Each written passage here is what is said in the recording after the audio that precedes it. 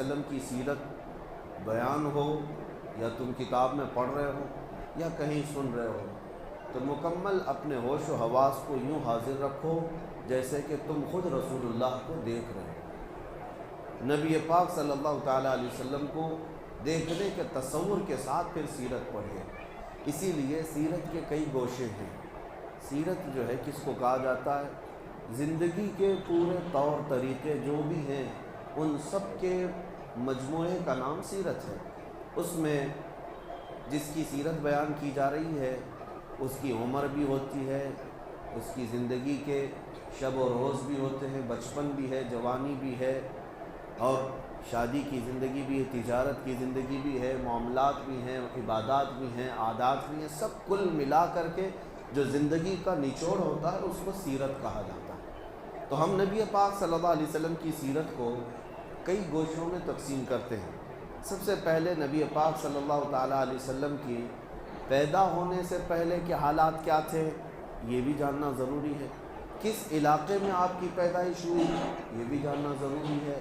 उसका लोकेशन किस लिए चुना गया ये भी जानना ज़रूरी है, क्योंकि नबी पाक सल्लल्लाहु ताला अलैहि वसल्लम रहमतुल लिल आलमीन बनकर आ रहे हैं पूरी कायनात के लिए। तो आपको कहाँ पैदा किया गया, किस ज़मीन पर आपको मबऊस किया गया, और वहाँ के हालात क्या थे, सियासी हालात क्या थे, अखलाकी हालात क्या थे, ये सब पहले से जहन में रहना बहुत ज़रूरी है।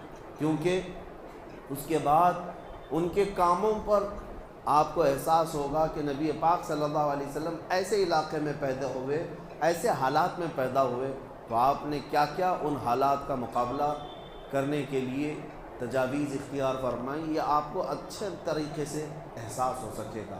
सबसे पहली चीज़, पूरी दुनिया का एक लोकेशन ऐसा है मक्का मुकर्रमा, जिसको सेंटर कहा जाता है कई इलाक़ों के एतबार से। मरकज़ी हैसियत हासिल है मक्का मुकर्रमा को, और सख्त संगलाख ज़मीन, पथरीली सरज़मीन है। आस पास सारे इलाके पथरीले हैं, और यूँ समझ लें कि कोई वहाँ पर आबो गियाह नहीं, सब्ज़े नहीं, और खेती बाड़ियों का रिवाज नहीं। ऐसी एक सख्त ज़मीन है, लेकिन लोकेशन के एतबार से एक ऐसी सेंट्रल ज़मीन कि उस ज़माने में भी पूरी दुनिया भर से लोग तिजारत की गरज से भी, इबादत की गरज से भी मक्का मुकर्रमा ज़रूर आते थे। आदम अलैहिस्सलाम से ये तरीक़ा चल रहा है, जितने नबी आए उनकी उम्मतें वो सब मक्का पहुँचती रहीं, हज काबा के लिए या खाने काबा के तवाफ़ के लिए आते रहे। तो गोया के खाने काबा जहाँ था, मक्का मुकर्रमा एक ऐसा सेंटर पॉइंट था जहाँ पूरी दुनिया के लोग किसी न किसी बहाने पहुँच जाया करते। पहले की उम्मतों की बात भी कर रहा हूँ, चाहे वो यहूदी हों, चाहे वो ईसाई हों, उनके दौर में भी खाने काबा का हज रहा है, किसी न किसी सूरत मक्का मुकर्रमा पहुँचते हैं। तो एक ऐसे सेंटर पॉइंट को चुना गया नबी पाक सल्लल्लाहु ताला अलैहि वसल्लम की पैदाइश के लिए कि रहमतुल लिल आलमीन को ऐसे जगह अल्लाह ने पैदा किया जो पूरी दुनिया में आने वालों का एक मरकज़ था, ताकि उस मरकज़ से मेरे आका की रहमत पूरे कायनात में फैल सके। और ऐसी जगह जो चैलेंजेस भरी हुई है, ज़मीन भी सख्त और लोगों के दिल भी सख्त। पथरीली ज़मीन जैसी थी वैसी लोगों के दिल भी सख्त थे। ऐसी जगह पर हुज़ूर पाक सल्लल्लाहु ताला अलैहि वसल्लम को पैदा किया गया, लेकिन आपने अपने अखलाक करीमाना से मक्का की सरज़मीन को भी नरम फरमाया और लोगों के दिलों को भी नरम फरमाया। 40 साल मेरे आका की ज़िंदगी शाहिद है कि मक्का वालों के दिल जीत लिए। एक भी मक्का में ऐसा शख्स नहीं था जो रसूल करीम सल्लल्लाहु अलैहि वसल्लम की तरफ उंगली उठाकर कहता कि इनके अखलाक में ये कमी है। एक भी शख्स नहीं था। ज़माने जाहिलियत में भी मेरे आका को अमीन और सादिक के नाम से पुकारा जाता। लोग अपनी अमानतें ला कर रखते। हुज़ूर पाक सल्लल्लाहु अलैहि वसल्लम पर सबका इत्तेफाक था कि इन्होंने मजाक में भी ज़िंदगी में कभी आज तक झूठ नहीं कहा। तो अपने अखलाक के करीमाना से उन पत्थर दिलों को नबी पाक सल्लल्लाहु अलैहि वसल्लम ने नरम फरमाया। सियासी हालात कैसे थे उस ज़माने में? अरबों के दरमियान कोई हुक्मरानी नहीं थी। छोटे छोटे इलाके जहाँ जहाँ जिसकी सरदारी थी वो इलाके को कब्ज़ा करके हुकूमत करता, और एक तरफ पर्शियन एम्पायर जिसको फ़ारस कहा जाता था उस वक्त, आज का वो ईरान है, वहाँ एक हुकूमत जारी थी किसरा की, और एक तरफ रोमन एम्पायर जिसको आज रोम कहें, यूनान कहें, और उस ज़माने में वहाँ का जो बादशाह होता उसको कैसर कहा जाता। ये दो सुपर पावर ताकतें थी जो पूरी दुनिया कब्ज़ा करने के लिए आपस में लड़ती भी रहती थी। और अरब लोग किसके हिमायती थे? आधे रोमन एम्पायर के और आधे पर्शियन एम्पायर के, यानी कुछ किसरा की हुकूमत को मानते और कुछ कैसर की हुकूमत को मानते। दोनों में फ़र्क ये था, कैसर जो है वो रोमन एम्पायर जिसको मैं कह रहा हूँ, ये ईसाई थे, इनके यहाँ गलबा ईसाइयों का था। और जो पर्शियन एम्पायर थे ये आग के पुजारी थे, न ये ईसाई थे न यहूदी थे, ये अहले किताब में से नहीं थे, ये आग के पुजारी थे, मुशरिकीन की जमात थी। तो एक खड़े मुशरिक और एक जो है अहले किताब ईसाइयों की, दो बड़ी ताकतें दुनिया में उस वक्त हुकूमत कर रही थी। तो अरब के जो अक्सर लोग थे वो किसरा की तरफ झुके हुए थे, क्योंकि इनके भी यहाँ बुतों का रिवाज ज़्यादा था, ये भी अहले किताब में से नहीं थे, और ये किसरा की तरफ ज़्यादा झुके हुए थे।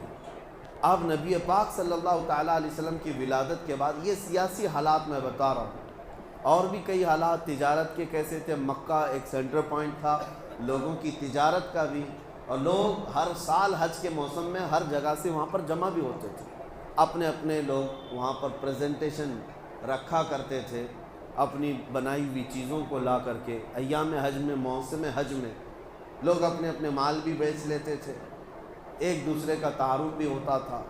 उस ज़माने में नबी पाक सल्लल्लाहु ताला अलैहि वसल्लम को हर जगह से लोग आ कर के देखते और मुतासिर हुए बगैर कोई नहीं जाता था। ये उस ज़माने के हालात मैंने आपको बताए। और फिर निशानियाँ ये भी जानना ज़रूरी है सीरत से पहले कि अचानक हुज़ूर सल्लल्लाहु ताला अलैहि वसल्लम मक्का में ज़ाहिर नहीं हो गए, बल्कि हुज़ूर के ज़ाहिर होने से पहले पूरी कायनात में अजीब व गरीब निशानियाँ भी पैदा की गई। अहले अरब भी जानते हैं, और ये तारीख़ का हिस्सा है और ये सीरत का हिस्सा है कि जिस साल नबी पाक सल्लल्लाहु अलैहि वसल्लम की पैदाइश हुई, अब मैं खुसूसियात गिना रहा हूँ, आज पहला दिन है सीरत का, इसके बाद इंशाअल्लाह बाज़ाब्ता हम सीरत का दर्स करेंगे। आज सिर्फ मैं रोशनी डाल रहा हूँ सीरत है क्या। हुज़ूर की पैदाइश के साल पूरे मक्का में जितने भी औरतों के बच्चे हुए सब लड़के पैदा हुए, एक भी लड़की नहीं पैदा हुई मक्का मुकर्रमा। उस साल की खुसूसियत थी अरब की सरज़मीन, जैसे कि मैंने कहा मक्का संगलाख ज़मीन है, पथरेली सरज़मीन है। पहली मर्तबा ऐसा हुआ जिस साल मेरे आका की विलादत हुई, कसरत से बारिश हुई और पथरेली ज़मीन में घास और सब्ज़े भी उगे। उस सरज़मीन पर सब्ज़ों का उग जाना ये मामूली बात नहीं, वो ऐसी है जैसे किसी की हथेली में कोई पौधा निकल आना। हथेली में पौधा निकलने के बराबर अरबों के लिए बहुत ही हैरत की बात थी कि अरब की सरज़मीन पर सब्ज़े उग गए।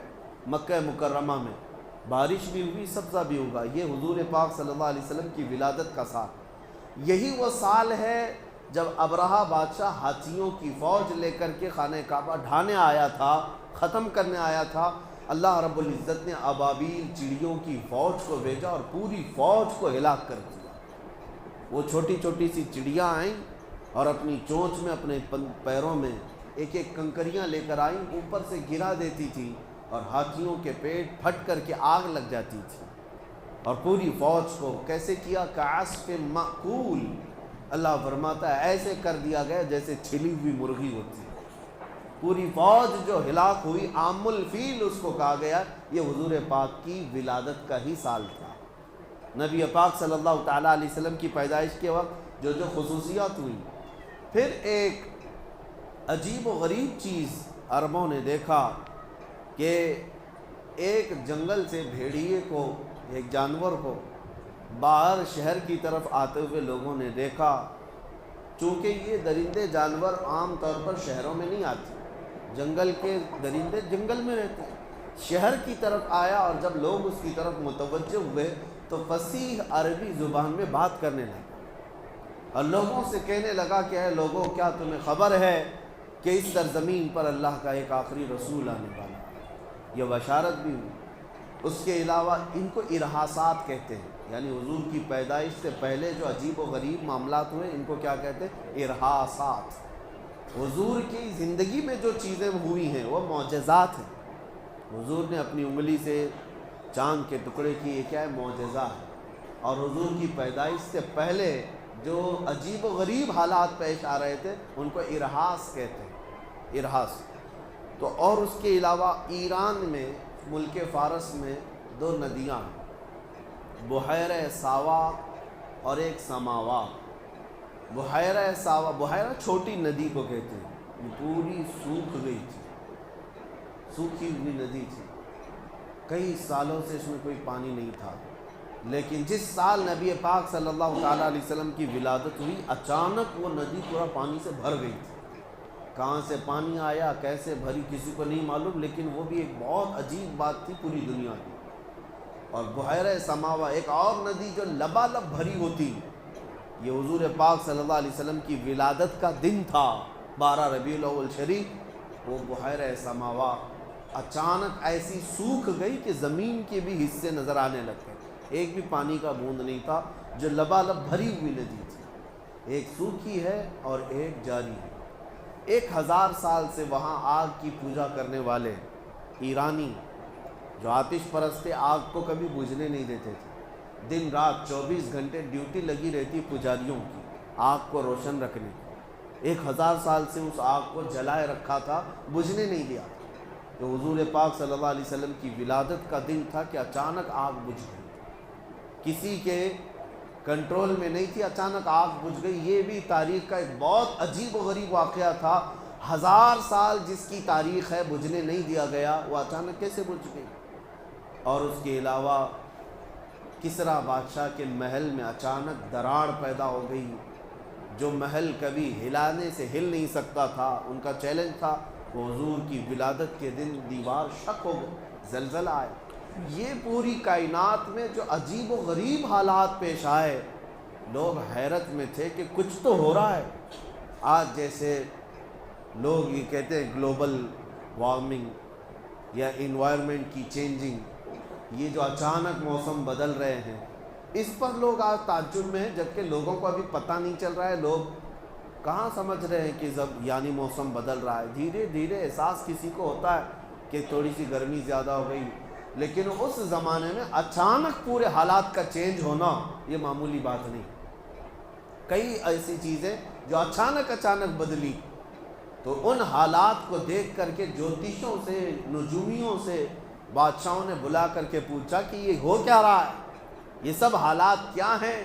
تب سارے نجومیوں نے بالاتفاق یہ کہا تھا، جس کو امام زمن رحمۃ اللہ علیہ نے اپنے اشعار میں بیان کیا ہے، آئی نئی حکومت سکہ نیا چلے گا، آئی نئی حکومت سکہ نیا چلے گا، عالم میں رنگ بدلا صبح شب ولادت۔ حضور پاک صلی اللہ تعالیٰ علیہ وسلم کی ولادت کی خبر اس وقت کے نجومیوں نے اپنے حساب سے دے دیا تھا، جو ستارہ دیکھ کر کے خبریں دیتے تھے، انہوں نے پہچان لیا کہ یہ جو انقلاب آ رہا ہے یہ معمولی چیز نہیں ہے، ایک ایسا بچہ پیدا ہو رہا ہے جو تمہاری سلطنتوں کے زوال کا سبب ہوگا، اور اس کا پیغام پوری دنیا میں پہنچے گا اور پھیلے گا۔ حضور نے ابھی اپنی نبوت کا اعلان نہیں کیا، اس سے پہلے ہی نجومیوں نے یہ خبر عام کر دی تھی۔ تو یہ حضور کی ولادت سے پہلے کے حالات ہیں۔ پھر میرے آقا صلی اللہ علیہ وسلم پیدا ہوئے مکہ مکرمہ میں، آپ کا بچپن، آپ کی جوانی پاک، آپ کی تجارت، آپ کی عبادت، آپ کے عادات، آپ کے معاملات، اور اخیر زندگی پاک میں آپ کے غزوات، یہاں تک ہم تھوڑا تھوڑا سا روزانہ بیان کرتے ہیں۔ جتنا بیان کیا جائے اس کو اپنے ذہن میں محفوظ رکھیں کہ میرے آقا صلی اللہ علیہ وسلم کی ولادت بھی عام بچوں کی طرح نہیں ہے، وہ کائنات میں سب سے اعلیٰ تھے، تو پیدائش بھی آپ کی سب سے اعلیٰ تھی، وہ سب سے اعلیٰ گھر میں پیدا ہوئے۔